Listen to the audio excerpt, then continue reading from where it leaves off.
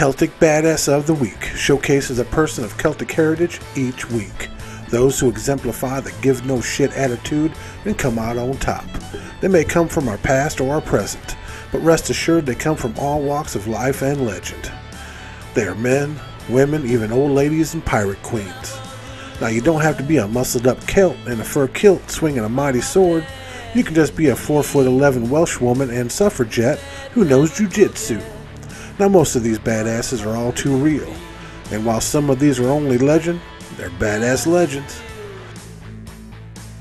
The only prerequisite is Celtic blood and badassedness. Alright, this week's Celtic badass is Michel Malloy. Now Malloy was a homeless, alcoholic Irishman. You know, like most Irishmen. Just kidding.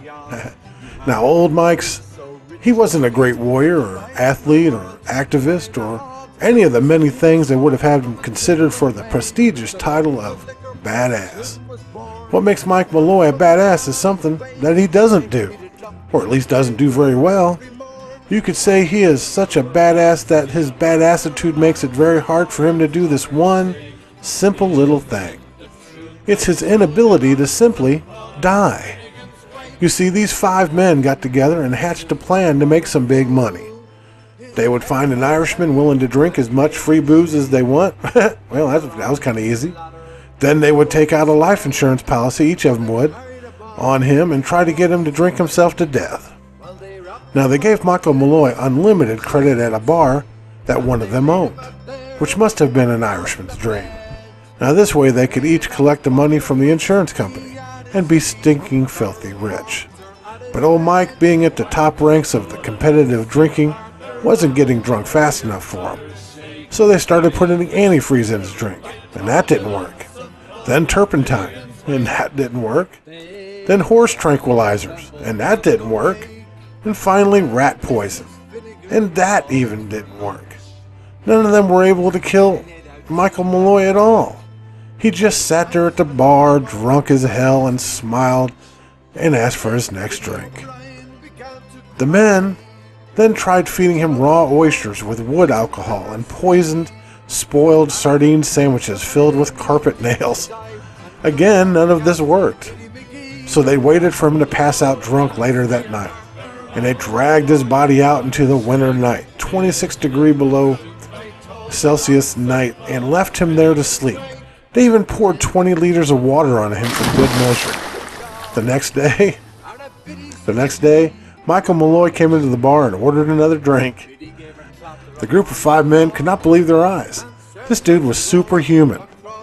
One even suspected that God was toying with them for their dastardly deeds. Frustrated with Michel Malloy, the 5 of them climbed into a delivery van with a couple bottles of whiskey and waited. Man, they must have had some good conversation. The 5 of them were out of their minds and willing to do what it took to get this deed done. When Michel finally stumbled out from the bar at closing time, the group simply ran him over at an estimated 70 kilometers per hour, some of the onlookers say. Now this hospitalized Michel Malloy for a few weeks, but again, it didn't kill him. Now while the police were investigating how Michel had been run over, the 5 men stewed over the fact that they had failed once again.